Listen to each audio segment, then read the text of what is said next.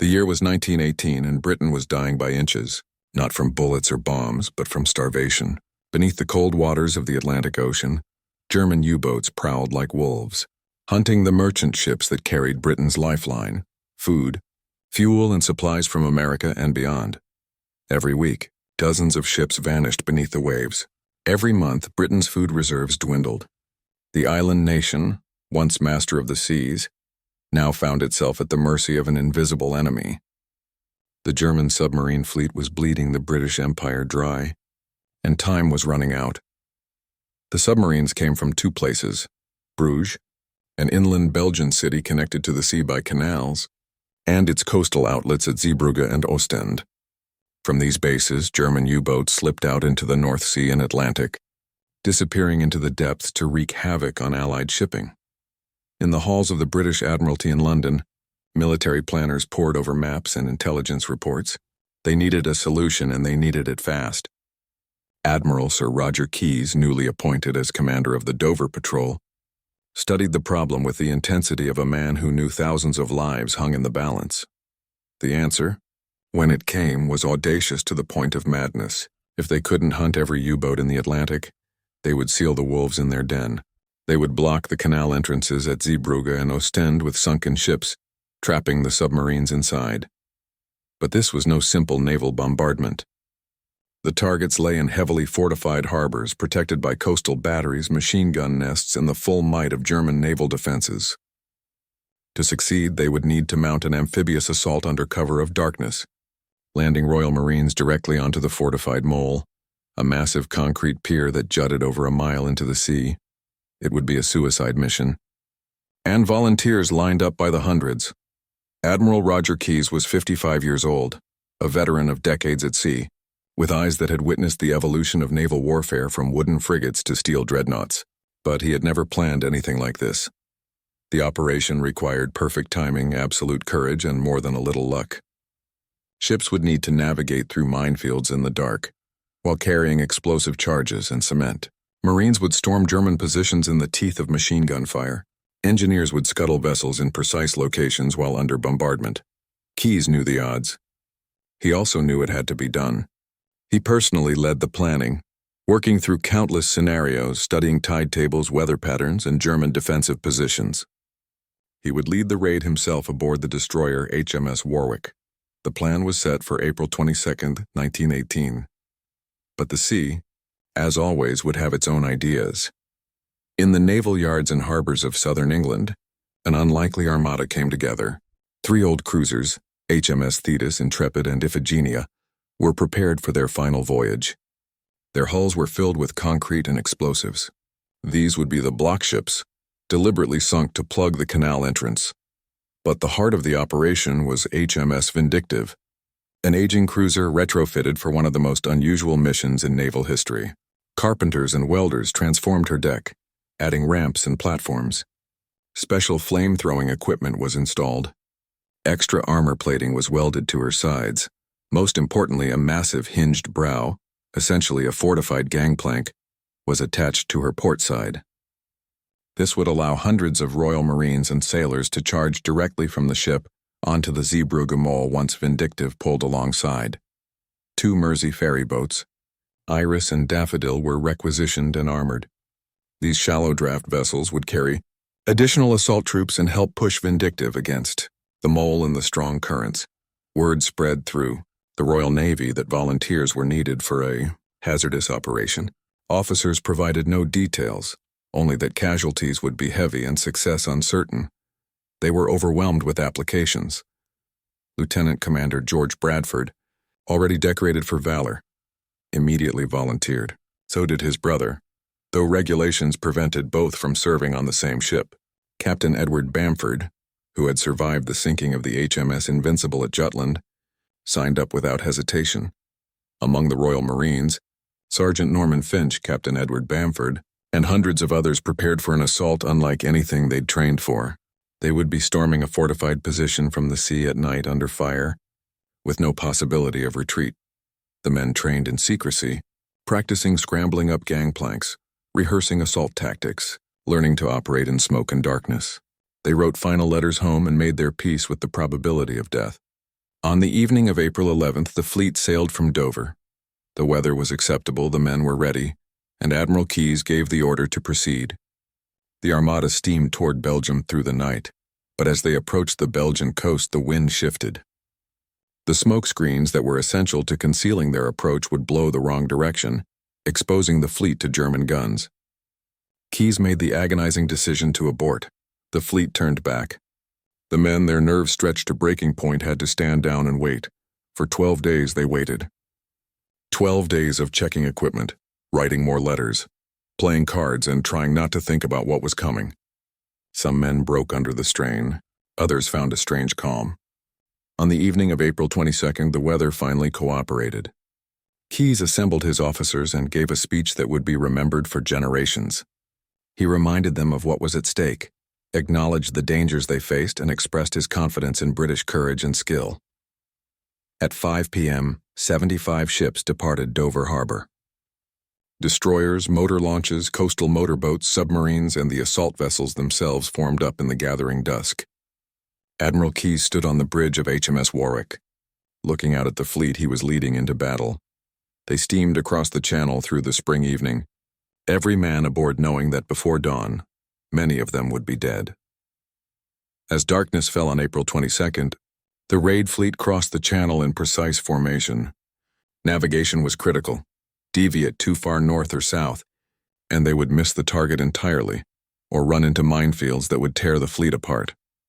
The sea was relatively calm, with a light haze that would help conceal their approach.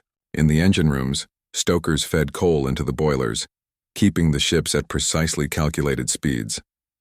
On deck, Marines and sailors checked their weapons for the 100th time. At 11:30 p.m., they were 15 miles from Zeebrugge. The German coastal batteries had not yet opened fire. So far, surprise was complete. Keyes allowed himself a moment of hope. Perhaps, just perhaps, they might reach the mole before the Germans realized what was happening. At midnight, coastal motorboats raced ahead of the main fleet, laying a dense smokescreen between the raid force and the German shore batteries.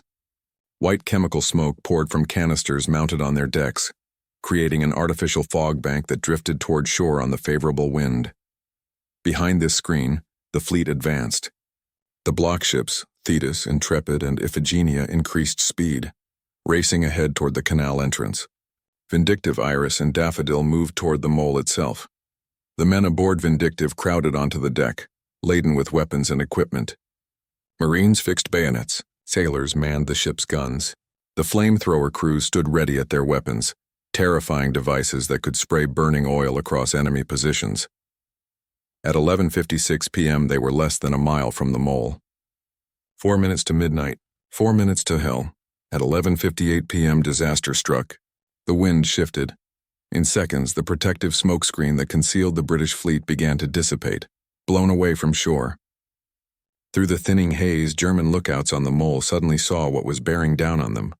Warships, emerging from the darkness like gray ghosts. Flares shot into the night sky, bathing the scene in harsh magnesium light. Alarm bells rang across the German defenses.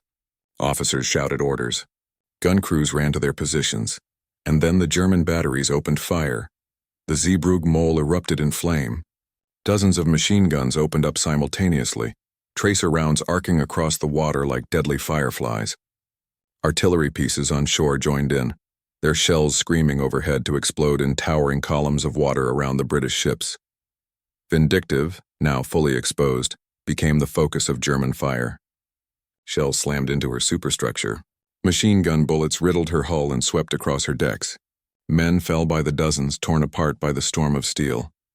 On the bridge, Captain Alfred Carpenter gripped the wheel, steering straight into the inferno. "Full speed ahead," he shouted over the roar of battle. One shell struck the forward gun position, killing the entire crew instantly. Another smashed into the bridge, wounding Carpenter but failing to kill him. The ship's doctor, racing across the deck to help wounded men, was cut down by machine gun fire. Commander Edward Osborne, standing exposed on deck to better direct the assault, was hit multiple times. He remained at his post, giving orders even as blood poured from his wounds until a final burst of fire killed him. But Vindictive kept coming. At precisely midnight, April 23, 1918, HMS Vindictive struck the Zeebrugge mole. The impact knocked men off their feet. The massive hinged brow swung out, slamming down onto the mole's parapet. But the tide was lower than expected. The brow landed not on the walkway but on top of the parapet wall itself, creating a steep, exposed ramp. "Royal Marines, advance." The order rang out above the chaos. Captain Hallahan led the first wave, scrambling up the blood-slicked brow with bullets whining past his head. He made it to the parapet before German fire cut him down. His men kept coming, climbing over his body, firing as they charged. The ferry boats Iris and Daffodil came alongside seconds later. Iris attempted to land her troops, but without the special brow, the Marines had to scale the sheer 30-foot wall of the mole under fire. Lieutenant Commander Bradford leapt onto the mole with a rope, trying to secure it for his men. Machine gun fire killed him instantly. Daffodil, meanwhile, used her engines to push Vindictive tight against the mole, holding her in place against the strong current. Her captain, knowing his ship made an easy target, kept his engines running even as shells tore through his vessel. The Marines who made it onto the mole found themselves in close quarters combat with German defenders. The fighting was brutal and primitive: bayonets, rifle butts, grenades, and fists. Sergeant Norman Finch manned a Lewis gun on Vindictive's deck. Firing into German positions despite being wounded multiple times, he refused to leave his weapon, covering the Marines advancing onto the mole until enemy fire finally silenced his gun. The British flamethrower teams unleashed their weapons, sending jets of burning oil across German positions. The psychological impact was devastating. German defenders broke and ran from the terrible weapons. But the flamethrowers made obvious targets, and most of their operators were killed within minutes. Captain Edward Bamford led his company in a bayonet charge against a German machine gun nest. They took it, but at terrible cost. Bamford himself was seriously wounded but continued fighting. For an hour the battle raged on the mole. British forces pushed inland, destroying German artillery positions and gun emplacements. Every yard was contested. Every building became a fortress. The darkness was lit by muzzle flashes, explosions, and the terrible glow of the flamethrowers. While the assault on the mole created chaos and drew German attention, the real purpose of the raid was unfolding at the canal entrance a mile away. HMS Thetis, the lead block ship, raced through the darkness toward the canal mouth. Her captain, Commander Ralph Snade, stood on the bridge fully exposed, conning the ship through the narrow entrance. German guns on both sides of the canal opened fire at point-blank range. Thetis was designed to absorb punishment, but nothing could prepare her for this. Shells tore through her superstructure. Her foremast was shot away, crashing down across the deck. Commander Sneed was killed instantly by a shell burst. The navigation officer took over, still steering toward the target. But Thetis was mortally wounded. Her steering failed. Instead of reaching the narrow section of the canal, she ran aground on the harbor breakwater, blocking only part of the entrance. "Abandon ship," came the order. The surviving crew scrambled into boats as German fire continued to rake the crippled vessel. They had failed to fully block the canal, but their sacrifice had not been in vain. They had revealed the defensive positions and drawn fire away from the ships following behind. HMS Intrepid, commanded by Lieutenant Stuart Bonham Carter, saw Thetis's predicament and adjusted course. With Thetis grounded short of the target, it was now up to Intrepid to seal the canal. Bonham Carter pushed his ship forward at full speed, directly into the teeth of German defenses. Shells struck Intrepid repeatedly. The engine room took a direct hit, killing several crew members instantly. But the engines kept running, pushing the dying ship toward her destination. At 12:20 a.m., Intrepid reached the canal entrance. "All hands abandon ship. Prepare to scuttle." Bonham Carter gave the order calmly, as if conducting a training exercise. Explosive charges detonated throughout the ship's hull. Seawater rushed in. Intrepid began to settle, her hull coming to rest on the canal bottom in the perfect position, blocking 3/4 of the channel width. The crew scrambled into motor launches that had followed them in. German machine guns fired at the small boats, but miraculously, most of the Intrepid's crew escaped. HMS Iphigenia, the third block ship commanded by Lieutenant Edward Billiard Leake, followed close behind. With Thetis partially blocking one side and Intrepid in the center, Iphigenia needed to seal the remaining gap. German fire intensified. The defenders now understood what was happening and concentrated everything on stopping the third block ship. Iphigenia's bridge was shot away. Her steering was damaged. Billiard Leak, wounded but conscious, manually directed the engines from the exposed deck. At 12:25 a.m., Iphigenia struck the canal entrance. Like her sister ships, she was scuttled immediately, settling across the remaining channel. The job was done. Zeebrugge's canal was blocked, but getting out alive was another matter entirely. The motor launches, sent to retrieve the block ship crews now, faced the terrifying task of extracting them under intense fire. These small boats, some barely 20 feet long, had to navigate through German searchlights and artillery fire to reach the sinking ships. One launch took a direct hit and exploded. Another was riddled with machine gun fire, killing half its crew, but kept running long enough to pull survivors from the water before sinking. Lieutenant Percy Dean, commanding one of the rescue launches, made 3 separate trips into the canal entrance, each time returning with wounded men despite his boat being shot full of holes. He refused to leave until he was certain no living British sailors remained. The submarine C-3 had a special mission: to blow up the viaduct connecting the mole to shore, cutting off German reinforcements. Lieutenant Richard Sanford commanded the submarine as it slipped under the viaduct. His crew set the explosive charges, then clambered into a tiny skiff as the submarine's clock ticked down. They rowed frantically away from the submarine, German machine guns firing at them. The explosion, when it came, was enormous. The viaduct collapsed into the sea in a mass of twisted steel and concrete. The concussion capsized the skiff, throwing Sanford and his men into the cold water. They clung to the wreckage until a motor launch found them. Sanford, suffering from multiple injuries and exposure, was pulled from the sea more dead than alive. He would survive to receive the Victoria Cross. At 12:50 a.m., with the block ships in position and the viaduct destroyed, Admiral Keyes gave the order to withdraw. Now the Marines on the mole faced the terrifying prospect of getting back to the ships while under fire. The recall signal went up, a siren that cut through the sounds of battle. Marines began falling back toward Vindictive, fighting rearguard actions as they withdrew. German forces, recovering from the initial shock, pressed their advantage. Captain Bamford, despite his wounds, organized a fighting withdrawal. His men moved in disciplined sections, one group covering while another fell back. German troops pursued, and the fighting remained intense right up to the ship. Getting back aboard Vindictive was as dangerous as landing had been. Men scrambled up the blood-soaked brow while German fire swept the length of it. Some, hit as they climbed, fell into the gap between ship and mole, crushed as the tide pushed the vessels together. Iris and Daffodil pulled away first, their decks crowded with wounded. Iris had suffered terribly. Unable to land most of her troops, her crew had spent the entire battle as targets while trying to scale the mole. Her captain and many officers were dead. At 1:10 a.m., Vindictive began to pull away from the mole. The last Marines scrambled aboard. A final count revealed the awful truth. Of the initial landing force, nearly half were casualties. Dead and wounded lay everywhere on Vindictive's deck. Captain Carpenter, wounded but still in command, ordered full speed. Vindictive turned away from the mole, German shells pursuing her. One shell struck her stern, starting a fire. Another hit the funnel, sending it crashing down across the deck. The ship was dying, but she wasn't dead yet. Her engines pounded, driving her away from the coast and back toward the safety of British waters. The fleet reformed in the darkness, destroyers and motor launches gathering the survivors. Ships took roll calls. The losses were staggering, but the mission was accomplished.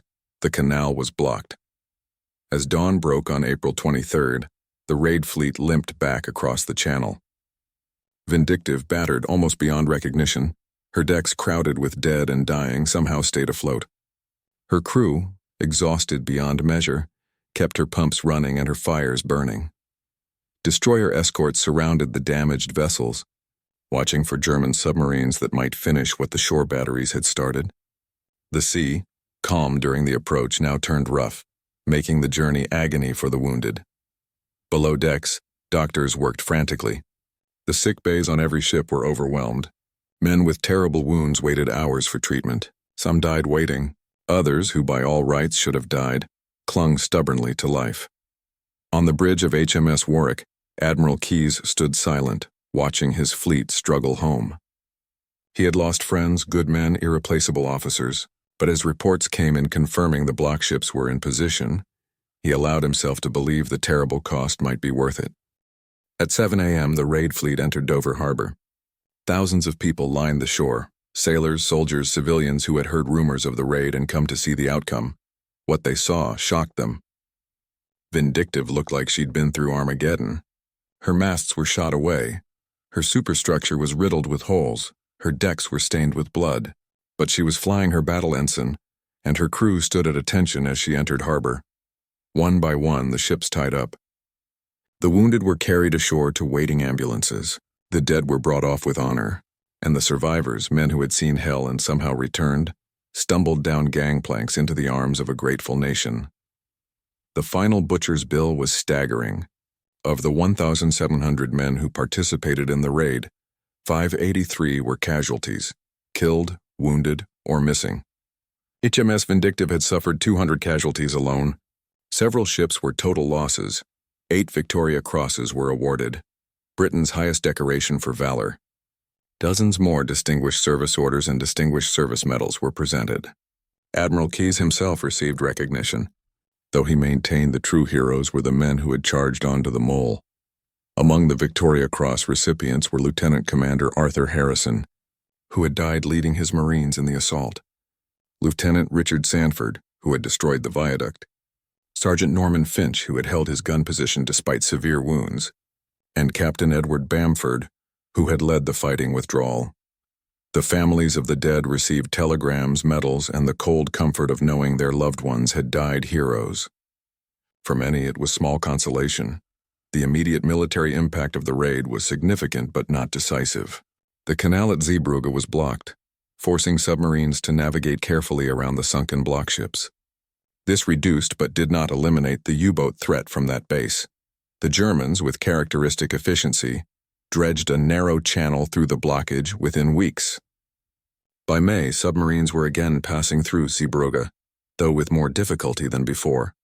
The Ostend part of the operation, which had been conducted simultaneously, had failed entirely. The block ships there missed the canal entrance in the darkness. From a purely tactical perspective, the raid achieved partial success at enormous cost. The canal was blocked but not permanently sealed. U-boat operations were hampered but not halted. But the raid on Zeebrugge was never just about tactics. It was about morale, and in that respect it was a complete triumph. Britain in April 1918 was exhausted. 3.5 years of brutal warfare had bled the nation white. The spring German offensive on the Western Front was pushing Allied forces back, raising the specter of defeat. U-boats continued to sink merchant ships faster than they could be replaced. The nation needed heroes. It needed proof that British courage and audacity could still achieve the impossible. The raid on Zeebrugge provided exactly that. Here was a tale of extraordinary bravery, of men charging into certain death to achieve a vital objective. The press seized on the story, and it dominated headlines for weeks. Vindictive, too damaged to repair, was turned into a floating monument. She was moored in the Thames where thousands came to see the battered ship and hear the stories of the men who had sailed her into battle. Raid boosted morale not just in Britain but throughout the Allied nations. It demonstrated that Germany was not invincible, that offensive action was still possible, that courage and determination could overcome superior defensive positions. In Germany, the raid had the opposite effect. It demonstrated that British forces could strike anywhere at any time. Coastal defenses were reinforced, drawing troops away from other theaters. The psychological initiative, if only briefly, shifted back to the Allies. For the survivors of the raid, life continued, but they were forever marked by their experience. Many bore physical scars, missing limbs, blind eyes, facial disfigurement. Others carried invisible wounds that would haunt them for decades. Captain Carpenter, who had steered Vindictive through hell, continued to serve in the Royal Navy, eventually retiring as a vice admiral. He would always list his command of Vindictive as his proudest achievement. Lieutenant Bonham Carter, who had commanded Intrepid, returned to sea after recovering from his wounds. He would serve in World War II as well, rising to the rank of admiral. Many of the Royal Marines who survived the assault on the Mole never fully recovered from their wounds. Some spent the rest of their lives in veterans' hospitals. Others struggled with what we now recognize as post-traumatic stress disorder, though in 1918 it was called shell shock and poorly understood. They would gather annually, the survivors to remember the night they had stormed the mole at Zeebrugge. Each year there were fewer of them. They would toast fallen comrades, tell the old stories, and remember the night they had been young and brave and willing to die for something greater than themselves. The raid on Zeebrugge represented a turning point in naval warfare. It was one of the first major combined operations, coordinating surface ships, submarines, and amphibious assault troops in a single complex operation. The lessons learned, the importance of smoke screens, the difficulty of nighttime navigation, the challenges of withdrawing forces under fire, would be studied by naval planners for decades. The raid influenced the development of amphibious warfare doctrine that would prove crucial in World War II. The concept of block ships, while only partially successful at Zeebrugge, would be used again. In World War II, similar operations would be mounted, including the sinking of ships to create the artificial harbors used in the D-Day landings. The raid also demonstrated the value of special operations, small, highly trained forces attacking high-value targets rather than conventional fleet engagements. This concept would evolve into modern special forces doctrine. Today, over a century later, the raid on Zeebrugge is largely forgotten outside of naval history circles. The men who fought there are all gone now, the last veteran having died decades ago. But in Zeebrugge itself there are reminders. The mole still stands, though rebuilt and modernized. A memorial marks the spot where British forces came ashore. Each year on April 23rd, a small ceremony is held to remember the men of both sides who died there. In Britain, Vindictive's anchor stands in a place of honor, a reminder of the battered ship that brought her crew home. The Victoria Crosses awarded for the raid are among the most prized in private collections and museums. The graves of those who fell are scattered across Belgium and England. Their headstones bear the simple inscriptions, their names, ranks, dates of death, and often the phrase, "the raid on Zeebrugge," or simply, Zeebrugge, 23rd of April 1918. Was it worth it? Did the temporary blocking of a canal justify the loss of nearly 600 men killed and wounded? There's no easy answer. From a purely military calculus, perhaps not. The canal was cleared relatively quickly. U-boat operations continued, though diminished. The war would grind on for 7 more months before Germany's final collapse. But warfare is not just mathematics. It's about will, morale, determination. It's about proving to yourself, to your enemy, and to your allies that you will not give up, that you will take the fight to the enemy no matter the odds. In that sense, the raid on Zeebrugge was priceless. It proved that Britain, exhausted and bleeding, could still strike back. It gave hope when hope was desperately needed. It created heroes at a time when the nation needed to believe in heroism. The spirit of the Zeebrugge raid, the willingness to attempt the impossible, to face overwhelming odds, to sacrifice for the mission, lives on in modern Special Forces units. The British Special Boat Service, the U.S. Navy SEALs, and similar units worldwide trace their lineage back to operations like Zeebrugge. The raid proved that with careful planning, excellent training, and extraordinary courage, a small force could achieve objectives that entire fleets could not. This lesson has been applied in operations from the Second World War to the present day. Every time a small unit is inserted behind enemy lines, every time special forces storm a fortified position, every time sailors and soldiers are asked to do the impossible, they follow in the footsteps of the men who assaulted Zeebrugge. On the night of April 22-23, 1918, over 1,700 men set sail from Dover Harbor knowing that many of them would not return. They went anyway because their country needed them, because their comrades depended on them, because sometimes duty demands everything we have to give. Some found glory, some found death, most found something in between, the knowledge that they had faced their greatest fear and had not been found wanting. Admiral Roger Keyes, reflecting on the raid years later, said it simply, "They were the finest men I ever commanded. They knew the risks and they went anyway." That is the definition of courage. The raid on Zeebrugge was not the longest battle, nor the bloodiest, nor perhaps the most strategically significant of the First World War. But it stands as a testament to human courage, to the willingness of ordinary men to do extraordinary things when the moment demands it. The names of those who fell are carved in stone. Their deeds are recorded in history, but their true memorial is the example they set, that there are causes worth fighting for and sometimes worth dying for. On that spring night over a century ago, they sailed into darkness and flame. Some came back. Many did not. But all of them in that moment were heroes, and that perhaps is worth remembering.